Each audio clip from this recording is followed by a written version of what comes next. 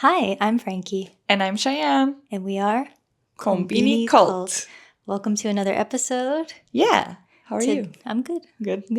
Today we're going to be talking about a more serious topic, which is loneliness and also poverty among the elderly population in Japan. Mm-hmm. We did talk about some of the positive aspects of aging in Japan. Yeah. Like some of the cool nursing homes. And there was a really fun daycare center.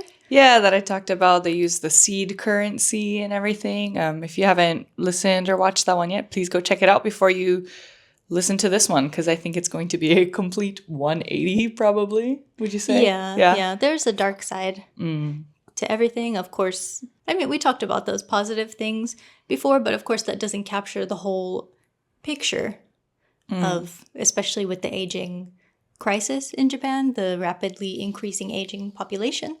So, yeah, we're going to get into some of that today. Sounds good. But before we get into the deep topic, do you have any life updates to share? Life updates? Yeah, I did something recently. It was my partner's birthday earlier this week.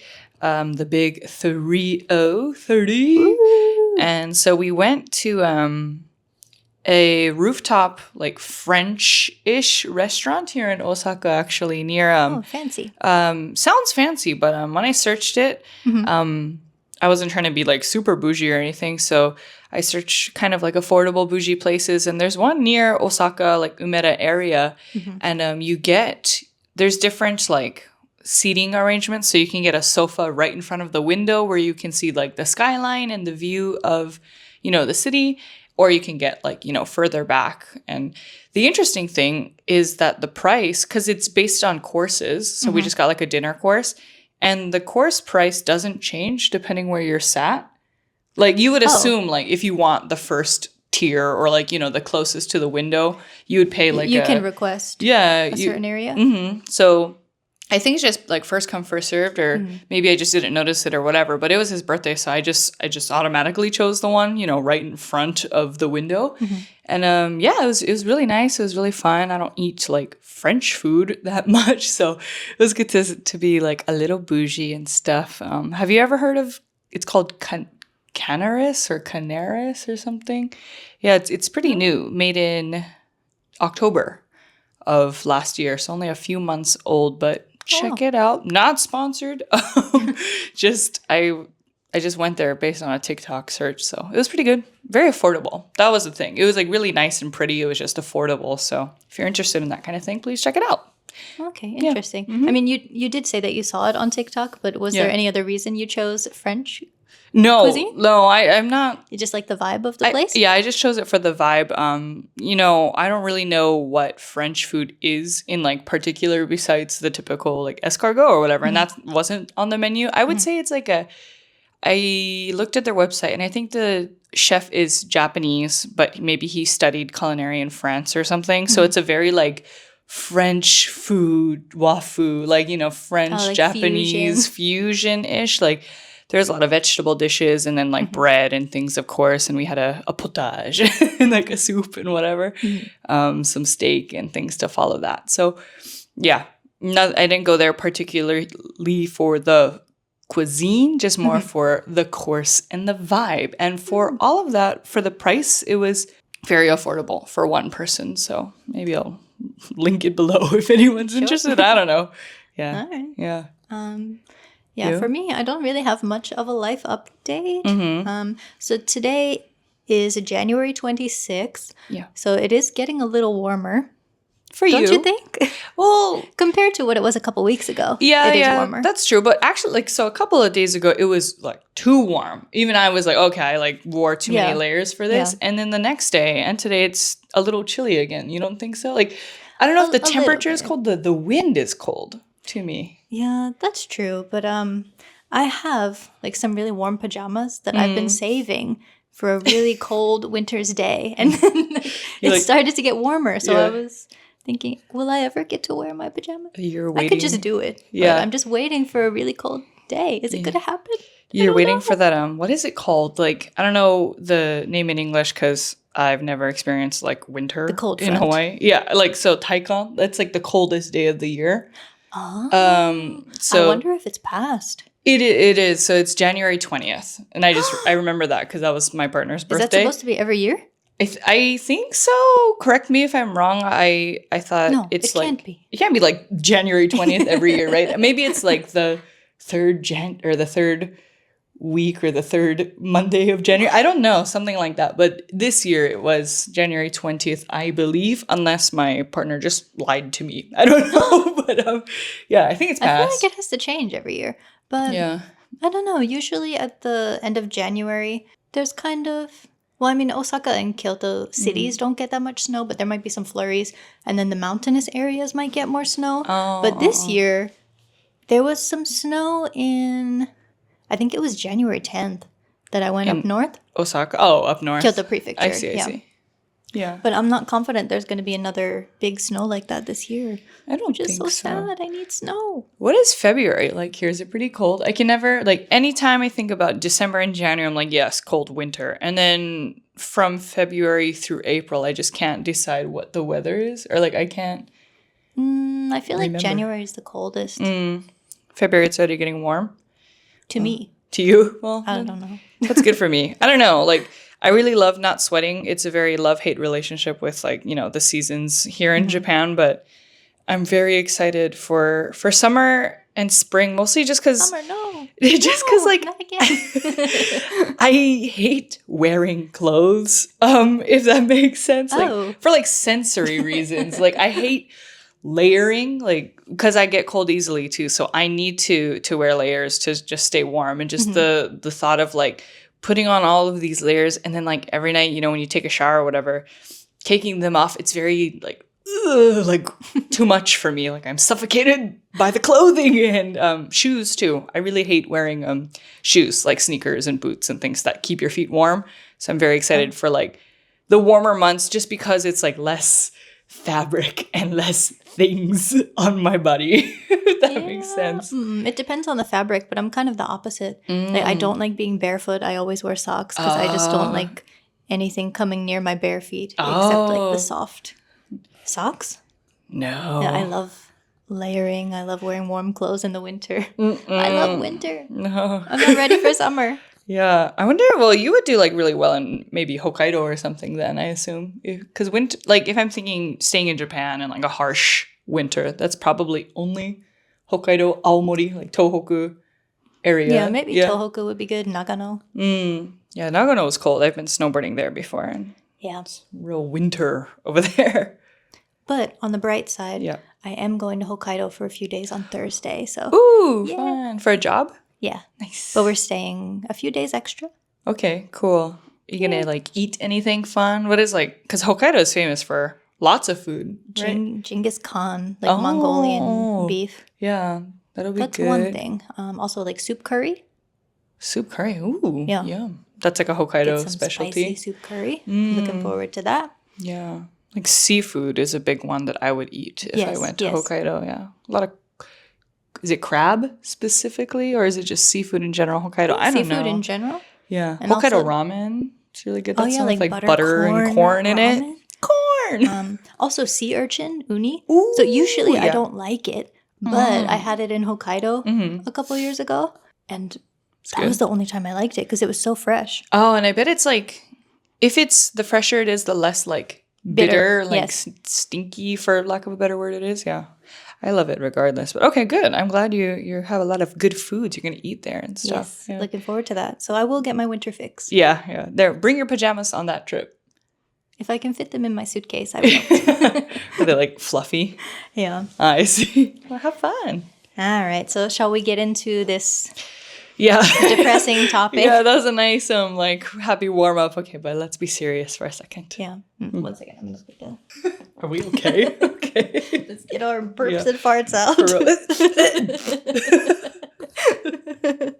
Many of you have probably already seen this TikTok video that came out from Hanako Montgomery, who is a CNN correspondent. Oh. So there was a CNN article and video, but she also posted on her personal account as well, and that video went viral. So she visited the Tochigi women's prison, and in that video, she shared that 1 in 5 inmates are over 65.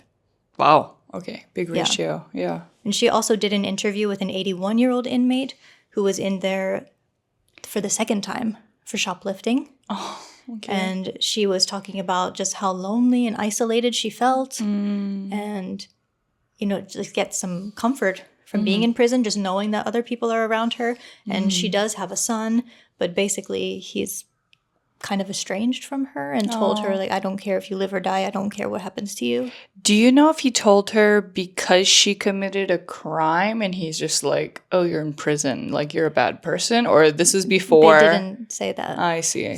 Maybe. Yeah. But yeah, her first offense was when she was in her 60s.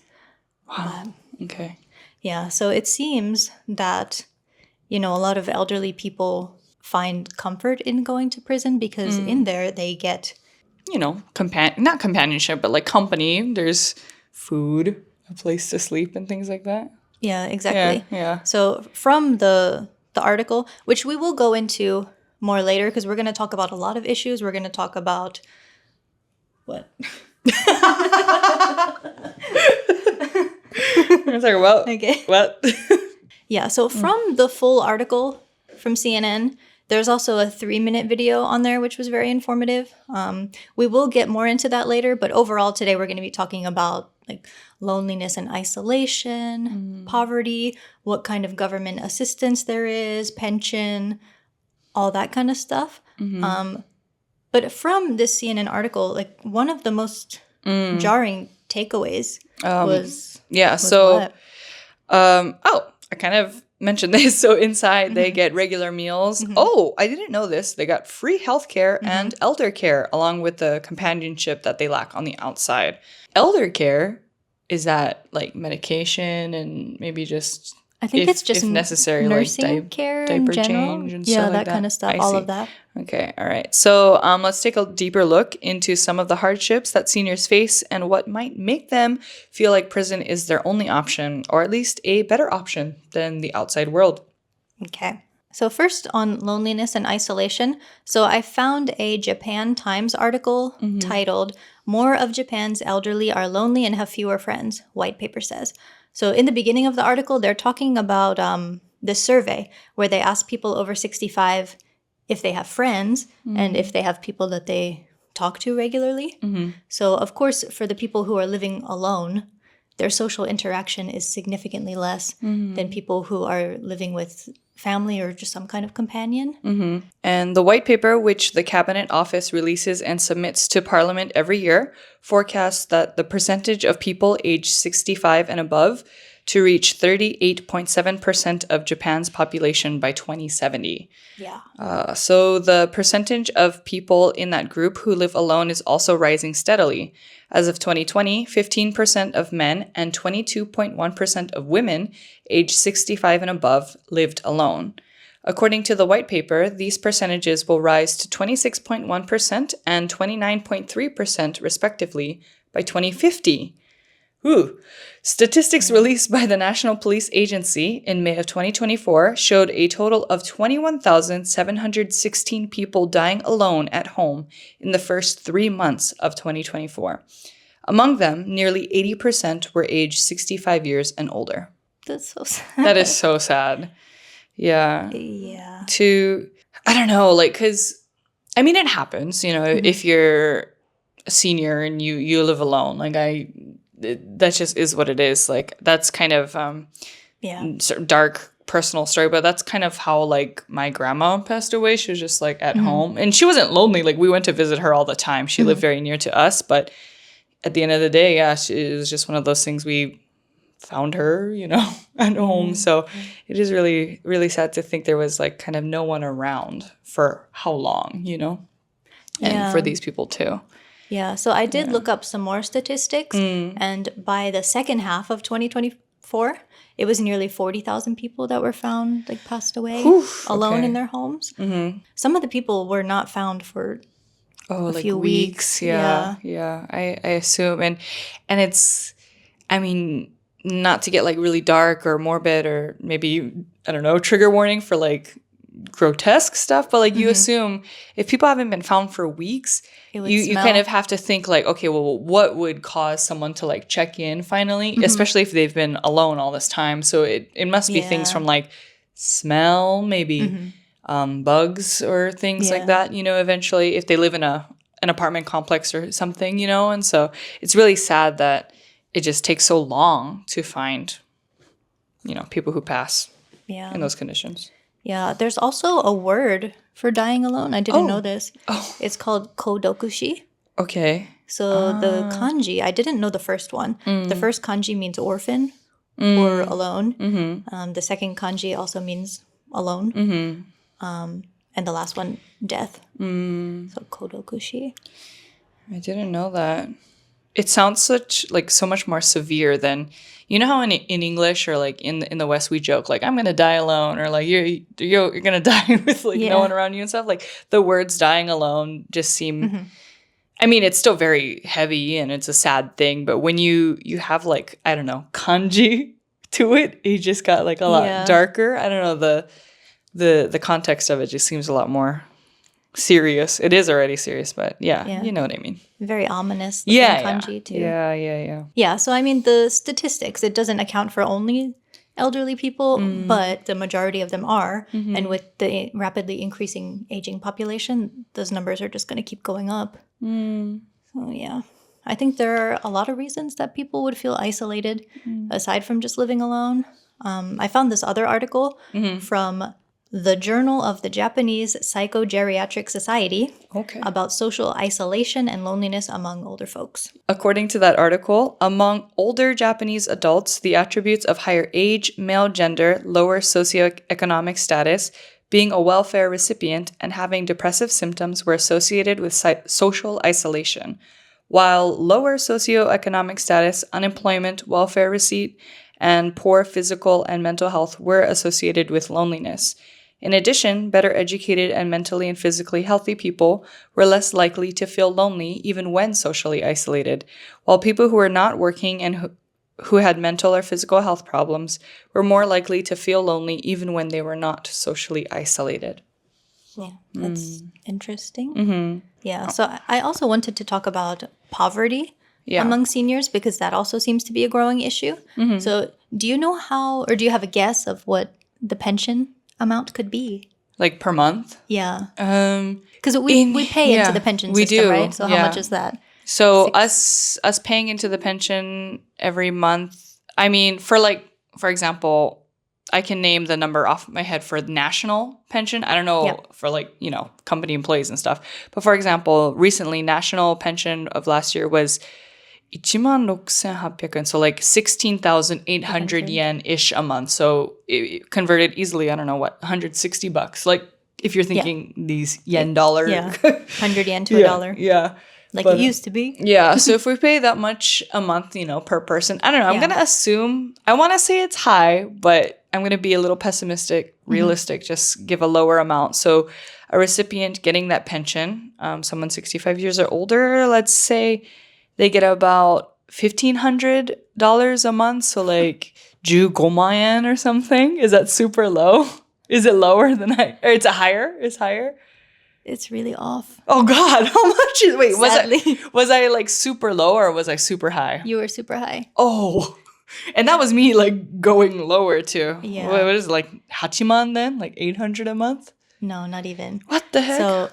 So this is the very basic amount of the national pension. Yeah. Of course, if somebody pays into their employer's pension as well, then they might get a higher monthly amount. But this is the very start. Okay. So the annual pension amount of the old age basic pension is 780,900 yen if the premiums have been made. That's annually, by the way. Yeah. If the premiums have been paid for 40 years from age 20 to 60. So per month, that amount is 65,075 yen per month. Okay. In USD, it's around $5,000 annually Okay. or around $417 USD a month. What? Again, that's the very, very basic amount. And it seems like 40 years is the maximum contribution. So even if you paid longer into the national pension system, it wouldn't really change that amount. I see. Well, my math was so off. Why was I that was so really, really wishful thinking. Why was I so optimistic with that? Well, what is it in the U.S. if you you receive Social Security? I don't think it's enough to live on either. I assume not, but it's got to be at least $800, right, per month in the U.S. I should ask my dad. He finally qualified. Okay. Sorry, Dad. Exposing your age there.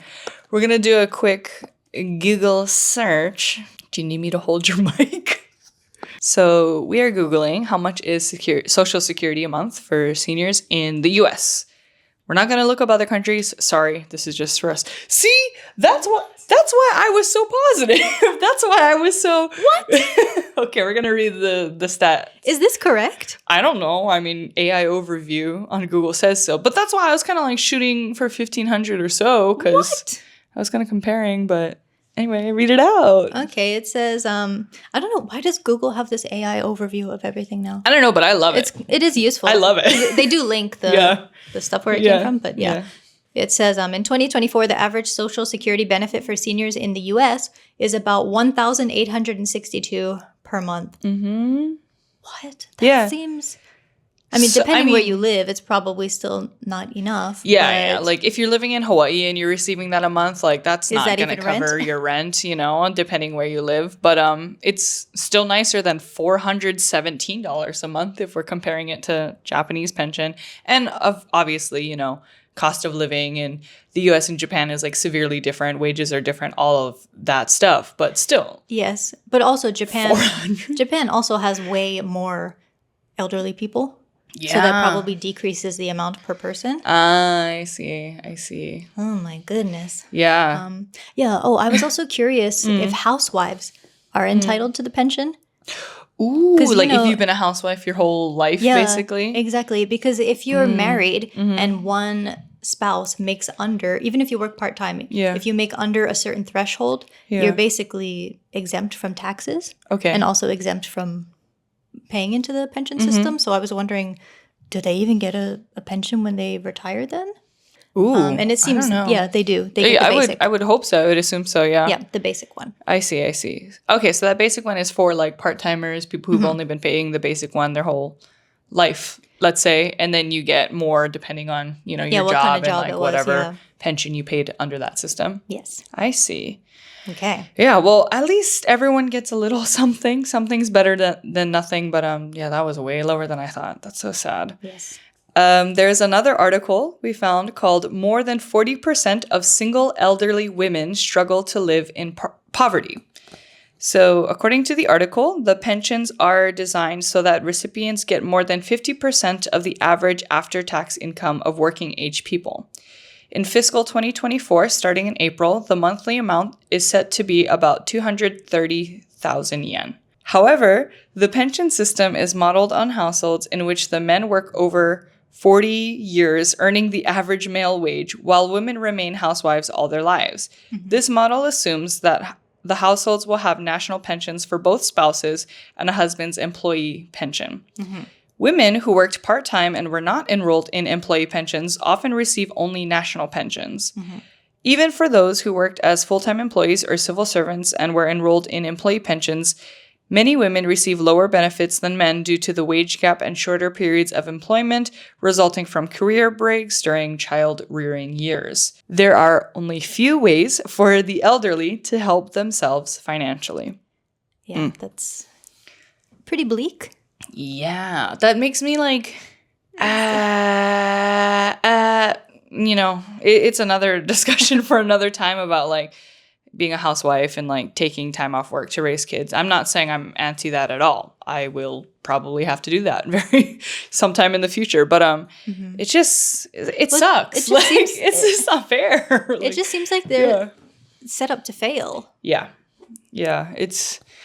I don't know. I assume, is that how it is in the U.S. too? There's still a severe wage gap and everything in the U.S. too, right? Due to yeah, but I think it is a little worse here. We would have to, do a deep dive on that sometime for actual statistics and stuff. But just generally, I feel like the gender gap is a lot bigger here. Yeah! And it's not great in the U.S. either, but Yeah. anyway, discussion for another time on that one. Yeah. So from that same article, it also said a recent survey showed that 44.1% of single Japanese women aged 65 and older are living in poverty, much higher than the rate for elderly single men. Oof. There is a disparity between genders, with the poverty rate for elderly single men at 30%, 14.1 points lower than that for elderly single women. The poverty rate varies among elderly women depending on their marital status. While the rate is 13.5% for married women, it jumps to 43.1% for unmarried women and 43.6% for those who are divorced. The rate for widows stands at 32%. This suggests a higher poverty risk for women who are not married. Widows can receive some support from bereaved family pensions. So, like you said, women in this case are just like set up to fail.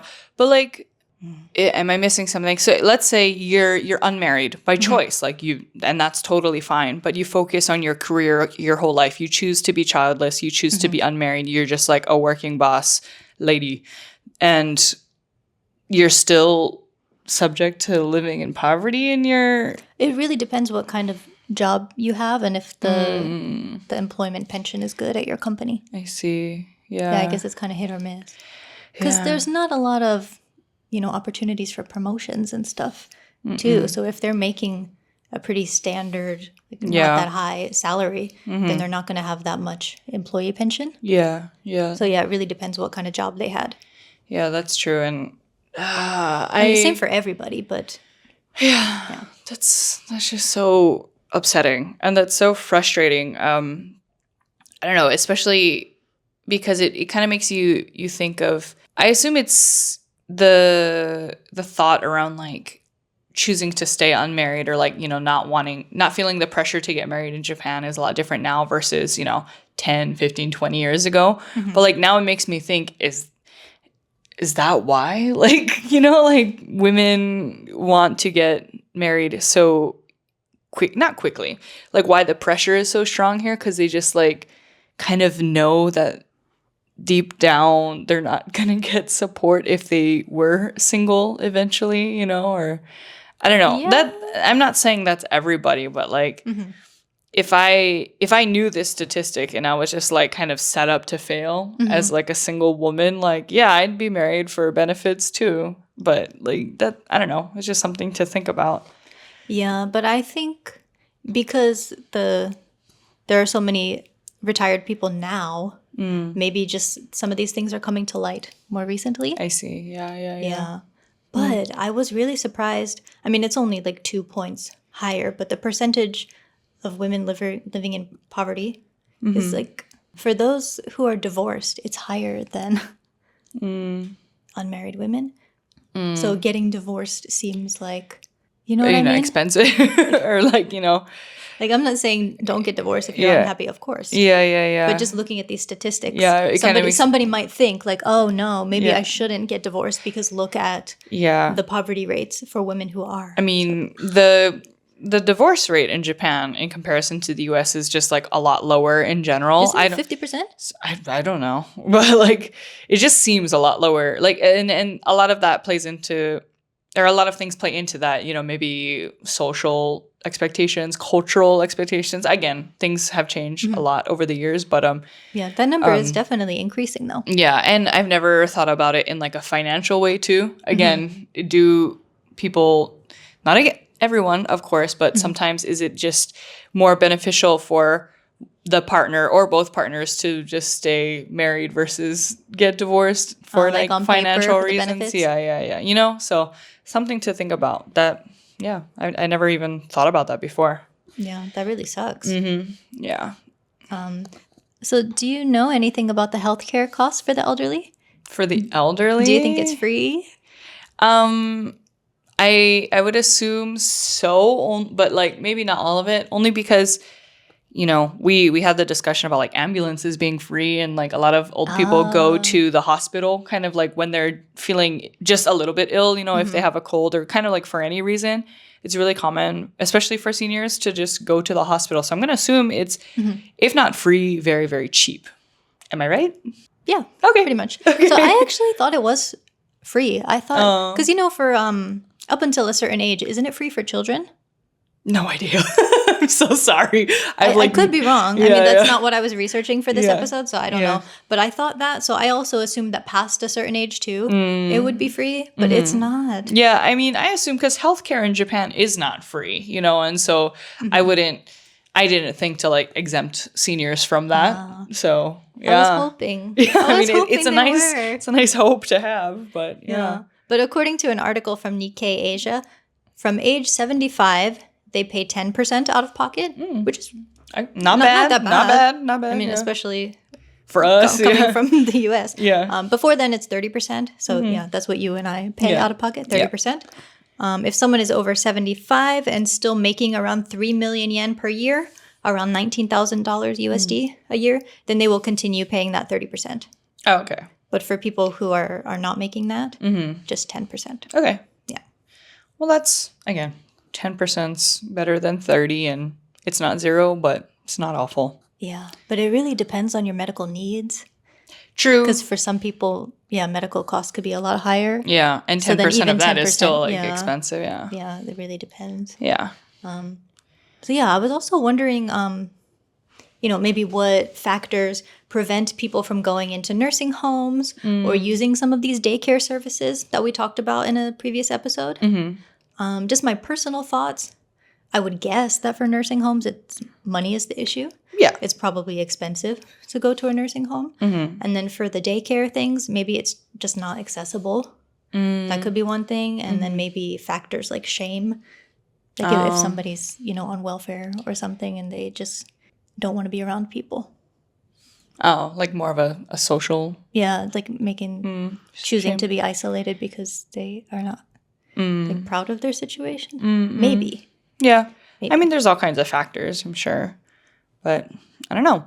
Yeah. But speaking of nursing homes, the average monthly cost for a nursing home in Japan is around 317,800 yen, so roughly 2,000 USD per care recipient, with higher end facilities potentially reaching costs exceeding 430,000 yen per month before insurance deductions. Dang. So imagine you're getting like $417 on pension, but you've got to pay like $2,000 in your nursing care. Yeah, like where does the rest come from? So I get why, it's very understandable why people don't have the luxury or the option to go to a nursing home, Yeah, not full time at least. Yeah, I see. Yeah. I never thought about that. Yeah, but I hope a lot of people do use the daycare services. Yeah, especially if it's like affordable to them. Yeah, or free. I assume some are free too. I think we went over that. Yeah.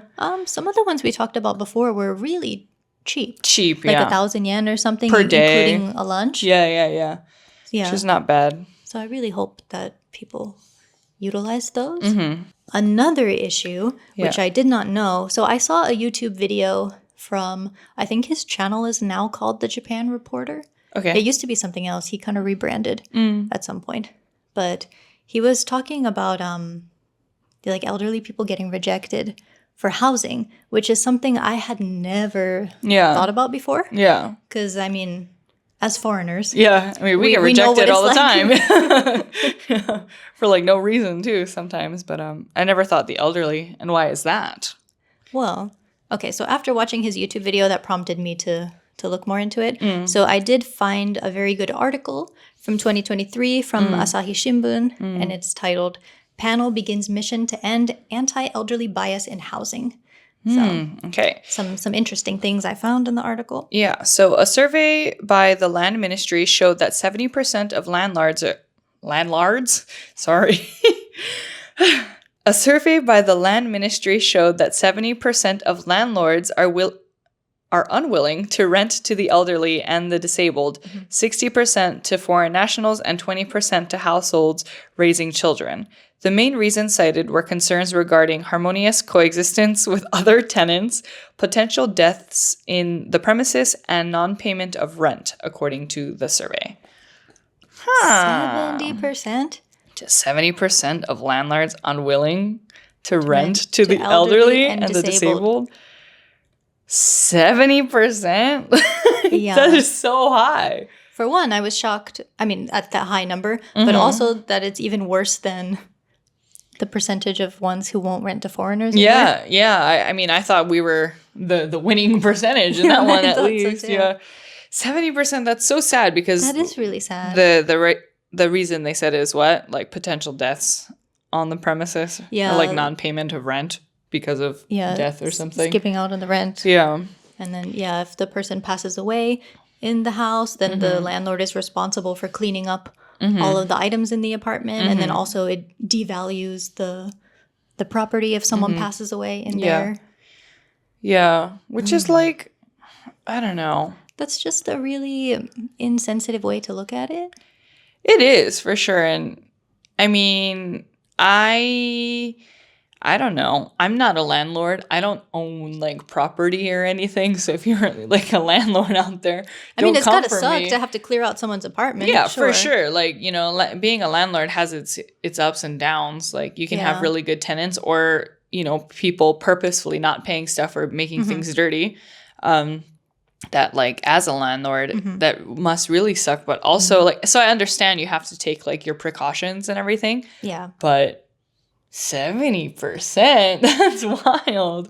It's is that ageism technically? I don't know. It's like really I think really that sad. does qualify as ageism. Yeah. So some more stuff from that article. So the R65 Real Estate Agency in Tokyo, which specializes in real estate brokerage for those aged 65 and older, said it receives 30 to 50 consultations every month from across the country. The company conducted a survey of 500 people aged 65 or older who had searched for an accommodation. It found that 1 in 4 had experienced refusal to move in due to age, regardless of their income level. The trend was the same for those with annual incomes of 2 million yen, around $14,000, or more, and those with annual incomes of less than that. 10% of respondents said they had been turned down 5 or more times. Many people are worried because they have never rented to the elderly before, said Ryo Yamamoto, the head of the R65 agency. A sense of urgency over the increasing number of elderly people without living relatives prompted the government to help secure housing for this rapidly rising demographic. There were around 3.86 million single-person elderly households aged 65 and older in 2005, but the number climbed to about 6.72 million in 2020, so almost double, according to a national census. In a little more than a decade, the generation that could not find their first jobs during the economic recession of the 90s will join the ranks of the elderly. What? It's just going to keep getting worse and worse. Yeah. I don't know. Are we okay? No. No. Nobody is okay. Well, shall we get into government housing and welfare housing? Yeah. Okay. Yep. So another word we're going to mention here is danchi. Yeah. Did you know this one? I did. But I don't know how to explain it with a concrete definition, but it's those like block housing kind of. Oh, is that what it is? Okay, yeah. It's like there's buildings that have a ton of apartments in them, but it usually there's usually a few of them. Oh yeah, so on a plot of land, you'll see what looks like a regular manshon or apartment complex. Yeah, but they're big and there's multiple of them, right? Yes. And so on this plot, you'll have maybe you can see it painted on the side of buildings too. It'll say building 1, 2, 3, 4, 5 or something or A, B, C, D, F, G, whatever. Yeah. However they label it, but yeah. So what did you call it? A block housing? Block housing? I'm not sure if that's the proper word. But yeah, the danchi, it's not only for elderly people. It's just for kind of low-income housing. Is it only for low-income housing or do people just Well, it's a lot cheaper than other places. I see. Yeah. Just because there's so many tenants around you? Or yeah, I think so. I imagine there's less space in each unit. Do you know, I guess I can just look it up. I've never been inside one. I'm not sure. I've been in one, and I've been to when I teach students and stuff. They live in a danchi and whatever, but that doesn't. I wouldn't say that particularly meant. I wasn't sure of their income situation. They just happened to live there. But were danchi introduced as lower income housing, or was I feel like it's a very post-war.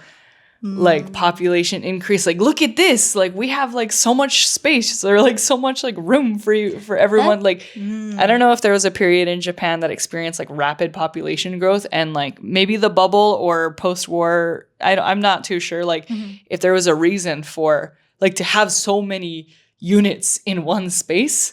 Like, was it originally like just to like, not urbanization, but kind of like, more people were coming to Tokyo. We needed more space. We needed like more apartments for people to live. Or is it like specifically a welfare housing situation? I'm not sure. That's something I want to like look up a little later. Yeah, I'm not too sure either. But these days they do have the reputation for like being like cheaper than other places, more affordable. I see. If you will. I see. Yeah. So just an overview of all of that. Japan's welfare housing system includes public housing, housing security benefits, and other programs to help people find affordable housing. So, for example, local governments provide affordable housing to low-income residents. Applicants must meet income requirements and demonstrate that they can't afford housing.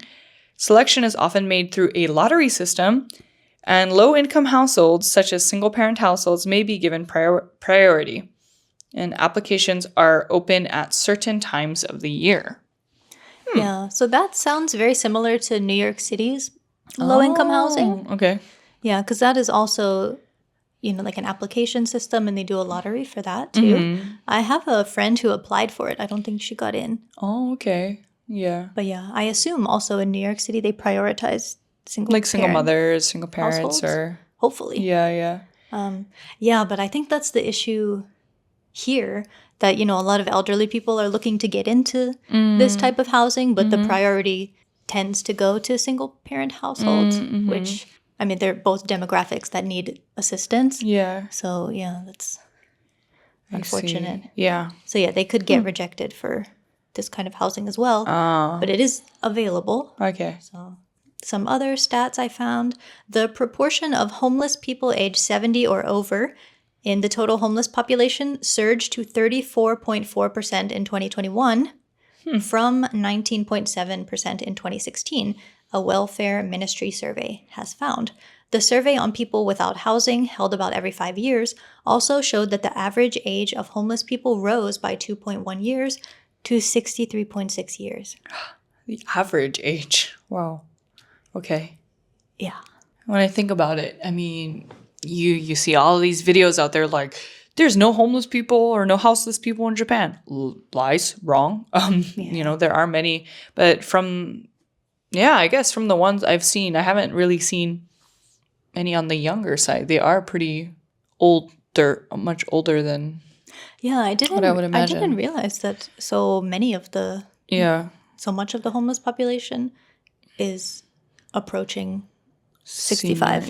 Senior age. Yeah. Which, again, makes sense to me now, knowing all of these stats. Yeah. I mean, given the large number of seniors here, it does make sense. But of course, it's really sad to imagine, I don't know, like your grandparent or something being homeless. Houseless. Yeah. So let's get into the prison situation. Okay. So from the CNN article where they visited Tochigi Women's Prison, they did say that 1 in 5 are 65 plus. So I was wondering, is this the case in men's prisons too and at other women's prisons? But also in that article, so one of the corrections officers at this prison described the place as more like a nursing home. If there are any inmates who have nursing experience, they also help with the elderly because... Yeah, the officers and the staff there really need help. Yeah. They even spoke to one inmate who got her nursing degree while she was incarcerated, and she now helps out with the elderly there. Yeah. Too. I think this lady is still an inmate, but... Also helps out? Also helping there. Wow. Okay. Yes. So according to... no. Is this an article? A different article. Okay. So this is a different article from NHK titled, Prisons Are Like Nursing Homes. So there are 75 prisons nationwide, including branches. According to the Ministry of Justice, there were about 46,700 inmates at the end of 2017, in which nearly 9,000 were over 60 years old. That year, there were nearly 20,000 inmates, of which 2,278 were elderly, aka over 65 years old. That's 11.8%. They also took a look inside Fuchu Prison in Tokyo, the largest prison in Japan, and it's also a men's prison. They said there are currently about 1,800 inmates, of which about 340 are over 65 years old. So in other words, nearly 1 in 5 inmates is elderly. Yeah. Oof. So I do recommend, of course, we'll link everything in the description in the show notes as we usually do. This article was in Japanese, but you can Google translate it. But yeah, overall it was really interesting. They talked a lot about the accommodations that they have for all the elderly people there with the food. So I mean, when you think of cafeteria food in Japan, especially for children, it's like you get what you get. Good. No, but it's so good though. Yeah. Yeah. But for the elderly people, you know, they have to make a lot of changes. So some things might be chopped really finely for people who can't chew, or lower salt content in certain things.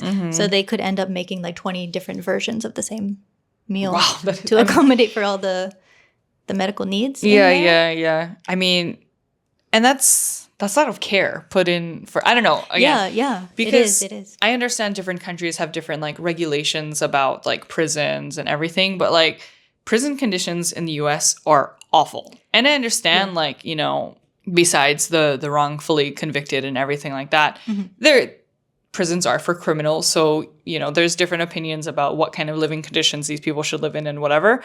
But yeah, it is kind of like, I guess, nice to hear that they're still receiving, you know, food that's edible and makes sense for them, like, and their age. I'm talking about like, you know, finely chopped food and low sodium and all of those things like that. Because I don't know, unless I don't know where I was going with that, but like no, yeah. Like, I was thinking the same thing as well. I mean, of course, the criminal justice system in Japan is not perfect by any means. Don't get it wrong, but I did think it was very nice that they are at least accommodating to the needs like, of the inmates, especially the elderly ones. Yeah, like especially in the US, I don't think they would. It's awful, like slop, basically. Like I don't know, I've seen and heard a lot of things. It's not like edible for the most part, or it's, you know, and so I don't know. It is hard because like you get into like a deep discussion of like, do child murderers receive or like deserve such nice care? You know, like I'm just talking about like the not the lifestyle, the kangae-kata, like the idea. What am I trying to say? The thought, the way of thinking. The way of thinking around it is like it's just so different. That's what I'm saying. Like I'm just so surprised. It's very like refreshing, new to me to hear that. Yeah, like the prison system in Japan still focuses on things like nutrition and like giving decent meals to its prisoners versus in the US, it's kind of like once you're in prison, you're really just like nothing to them in there, which is a separate problem. But yeah, that's where I was going with that. That was interesting. And then some of the other accommodations they talked about in the article were installing handrails, particularly in the showers. Yeah. So the elderly inmates don't slip and fall. Yeah. You know, people in prison have to do like jobs. So for the elderly people, they give them things to do where they can sit down. Also providing diapers and that kind of stuff. Yeah. But so they said on average, 1 person dies a month, presumably from old age. Also, there's already an insufficient number of guards, and the turnover rate is pretty high. They said the percentage of prison officers who left their jobs within 3 years in 2018 was 22.1%, up from 18.5% 10 years ago. The situation is even more serious for female prison officers, with 37% quitting in 2018. So yeah, prisons are also kind of on the verge of bankruptcy too. Yeah, I wonder, did they say like why the turnover rate is? I mean, I assume if you're like training or working or interviewing to be a prison officer, you probably have this image of what it's like to be there. And then you get there and you're basically just like caring for old people, right? Like you just become like a more nursing care role versus like a security or officer role, which like maybe some people expect that and they're like, yeah, I didn't sign up for this kind of job. And is that what the turnover rate is caused from, or? Yeah, I don't think they explained too much about that, but that just made me think of, corrections officers in the U.S. are known for being, really cruel. Yeah. So a lot of people want to go into that job just so they can be an asshole. Not everyone. I don't know about the ones in Japan. Yeah. But yeah, maybe because a lot of these places are saying this feels more like a nursing home. So maybe that's why people are quitting. Right. Yeah, and that's where I was getting at is like you probably just think you're going to be, a security guard or like an officer and just patrol, and then they tell you to like change someone's diaper. It's kind of like, that's not what I signed up for. So I understand if that is the reason for the turnover rate. But I don't know. Yeah. And in that article, they didn't really address the loneliness issue in the men's prison. So I'm not sure if it's the same as the female ones, where sometimes people purposely commit petty crimes to get into prison. Yeah. I'm not sure if it's exactly the same for men. Yeah. I'm sure maybe for some people. Yeah. Yeah, but like we discussed, being a senior in Japan, or not even when you're not a senior, it's very lonely, here in a lot of ways. So yeah, it can be. Yeah, we kind of... The loneliness epidemic is for all ages. Yeah. And I'm pretty sure that's worldwide, too. Yeah. But Japan has its own unique reasons for that. Especially like post-COVID and with all of that stuff. But anyway, on that topic, are there any volunteer programs to spend time with the elderly? Frankie looked into it, so I'm going to mention one. It is called the Konnichiwa program. Very cute. So this is a program that regularly visits people who are forced to live in isolation for some reason. In every community, some people are forced to live in isolation due to aging, physical, or mental problems. The Konnichiwa program is designed to visit these people regularly to alleviate their isolation and create opportunities for them to participate in the community. The visits are conducted by JSS volunteers who understand the significance of the program and are trained for the knowledge and coping strategies as a visitor. The visits are organized in such a way that the experts can understand each individual situation and ensure that the visit goes smoothly. So if you're interested in receiving a visit or being volunteers, please contact the JSS program staff for more information and the schedule for visiting or training. So we will also link that in the notes and everything, right? Yeah. Fun. I'm curious how many, or I assume that's all over the country. So yeah. I wonder if anybody listening, have you done any of these programs? I also found one called Hands on Tokyo. So founded in 2006, Hands on Tokyo is a nonprofit organization that works on a variety of charitable and social issues with foreign residents and local Japanese. According to the organization, Hands on Tokyo's mission is to provide meaningful bilingual volunteer opportunities to foster volunteerism and develop leaders to serve the needs of our community. They support children and youth in need, nursing homes, people with special needs, and other environmental programs with activities such as blind tennis, blind jogging, motor development programs, tango therapy, and others. You can help others while having fun in the process. Hands on Tokyo's website lists several volunteering opportunities that are open to everyone. To sign up, you only need to register as a volunteer on the website and look for the program that matches your personality and skills better. The opportunities are varied. Yeah. Want to know something fun? What? I do Hands on Tokyo. You do? Yeah, and I did it more when I was up in Chiba. But yeah, But we're in Osaka. How are you doing Hands on Tokyo? Yeah, so I haven't done it since moving here, just because it's like Hands on Tokyo. A lot of their programs are only in Osaka, and the reason I could do it only in Tokyo. And the reason I could do it when I was up in Chiba actually was because of COVID. So during the pandemic, they were welcoming a lot of Zoom volunteers, and a lot of the activities were shifted over to Zoom. And I was kind of having my own little loneliness episode, and I wanted to find a way to like help and also just like meet people and reach out too. So I am a registered volunteer of Hands on Tokyo. It's really, really fun. Like we mentioned, it's super easy to sign up. But the programs I mainly volunteered for were for Zumba. Kids? No, so I thought about kids, but based on like my schedule, because again, you can choose based on your own personal schedule and language ability and like what you're interested in as well. So one thing I really wanted to do but wasn't able to, was volunteer at like a group home or an orphanage for kids and kind of do like eikaiwa English, like fun, like summer camp style visits for them. But because of the pandemic and everything, all of that got shut down. So what I ended up volunteering for was a Zumba, like online Zumba class for seniors at a nursing home. And so the camera was set up in front of their, like, I don't know, recreational space, and they were all sitting down because, again, they're seniors. And myself, the head volunteer, and then like the other volunteers for the day also had our screens on, and we just did like Zumba together over the screen. And wait, did you have to lead it? No, there was a leader. There was like because it was Zumba, we hired like there's like a volunteer Zumba instructor doing the moves, and then there's like a coordinator there too as well. So we like talked, and like Frankie mentioned, Hands on Tokyo is kind of focused a lot on like bilingual stuff too. So people, the one I joined, people spoke English, and I've joined another session where it's only in Japanese. So yeah, it's up to you, but you kind of introduce yourself and you say where you're from, and again, it was all through a screen, unfortunately, so I couldn't do like the hands-on part of Hands on Tokyo. But it was fun to just like move around and, I don't know, give these seniors something to do for like 30 minutes one day. Yeah, it was really, really fun. I recommend it. I'm looking for like Osaka specific ones though now. Maybe the Hands on Osaka Konnichiwa program. Yeah.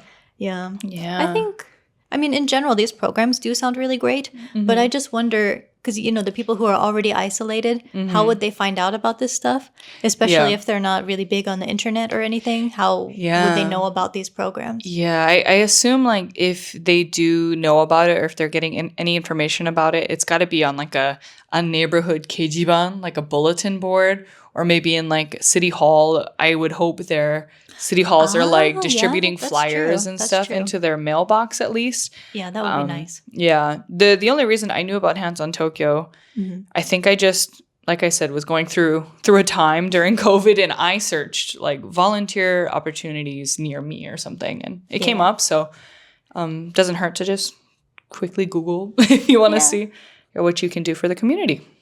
That's nice. Yeah. All right. So what are the solutions? What is the government actually doing to combat these issues of isolation, loneliness, and poverty? Well, according to an article we found from NHK called Strengthening Support for Elderly People Living Alone in Financial Difficulties and Children of Households Receiving Welfare. Always a long title.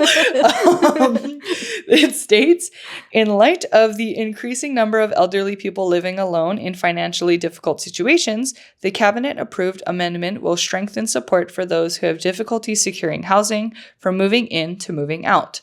It will also expand the scope of recipients of the housing security benefit, which is paid to those who lose their jobs and find it difficult to pay rent, so that it can be used to cover the costs of elderly people moving to cheaper housing.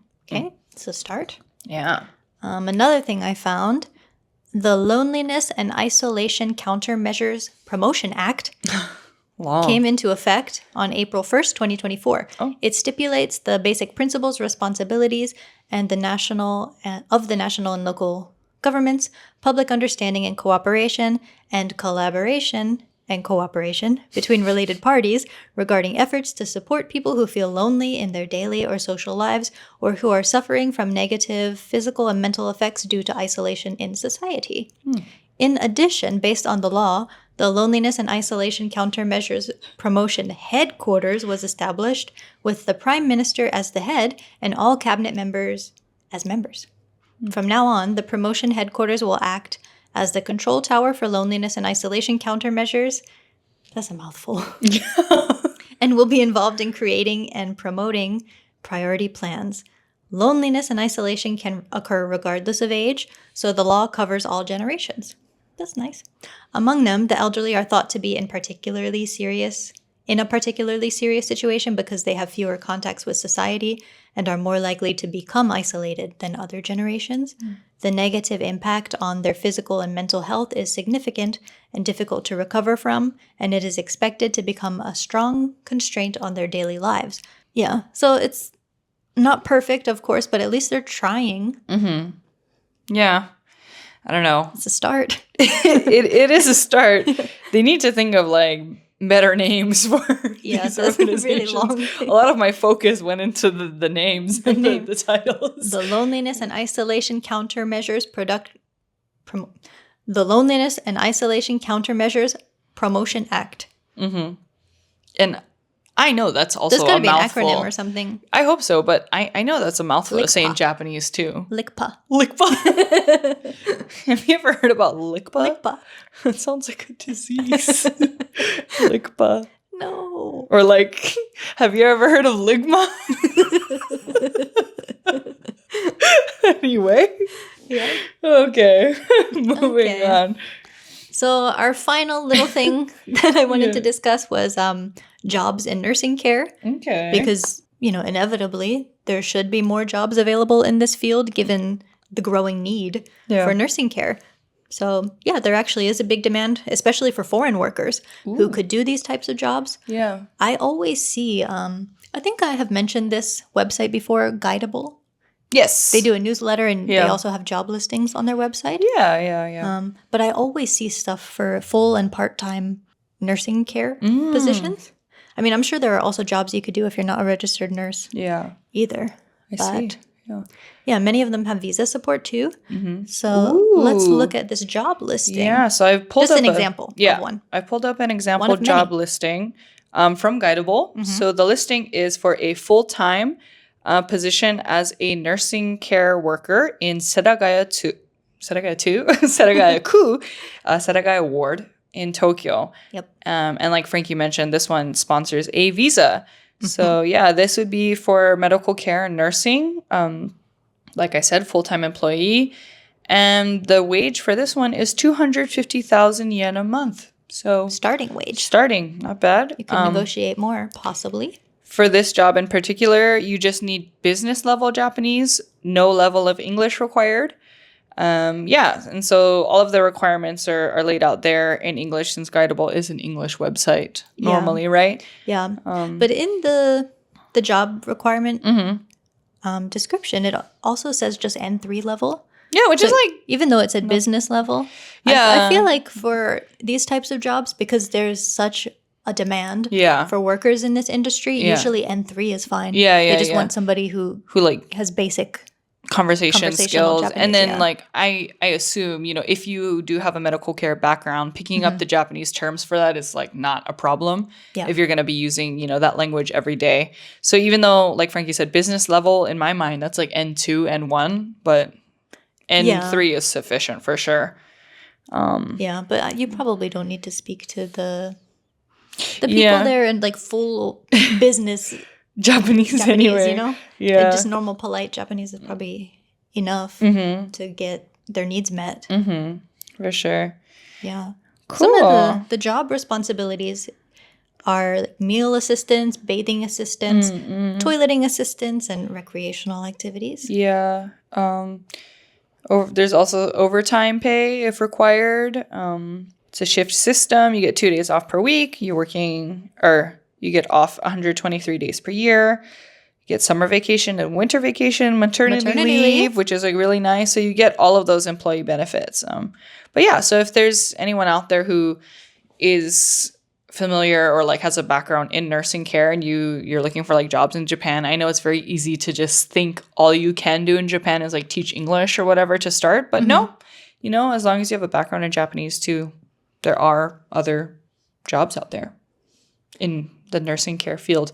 I know when I was working for Chiba Prefecture, I forgot the name. I'm so sorry. Probably because it was very long. But there is a program for nursing care workers in Vietnam to come to Japan. And they received like a stipend and language support. Like I think you got Japanese lessons and stuff with it too, because there is such a high demand for nursing care workers here. For our partnership specifically, like I said, was Vietnamese nursing care workers. So yeah, there was a way for those workers to come to Japan and be in the healthcare system or work for the healthcare system here too. So yeah, lots of things, lots of options. Another option for you. Yeah, so that's basically all I had. Thank you. Do you have any final thoughts? Oh no, on this topic? It was so sad. Thank you so much for doing all this research.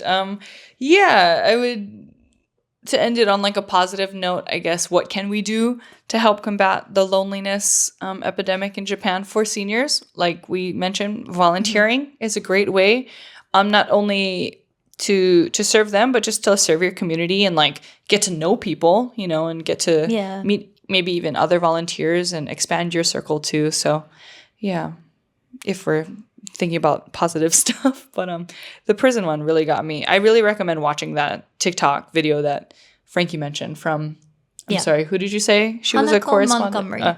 Correspondent for CNN. CNN. Okay. Yeah. It's very heavy. Yeah. Thank you. I mean, some things they're trying to do something about it. So we'll see. Yeah, that's the big word, isn't it? We'll see. Trying. Trying and we'll see. All you can do is try. Yeah, but it is important to know about these things too. So thank you for sticking around if you made it to the end of the episode. Yep. We will see you in the next one with another heavy topic probably. Yeah. Alrighty. Yeah. But anyway. Thanks for listening, watching, and we'll catch you next time. Bye.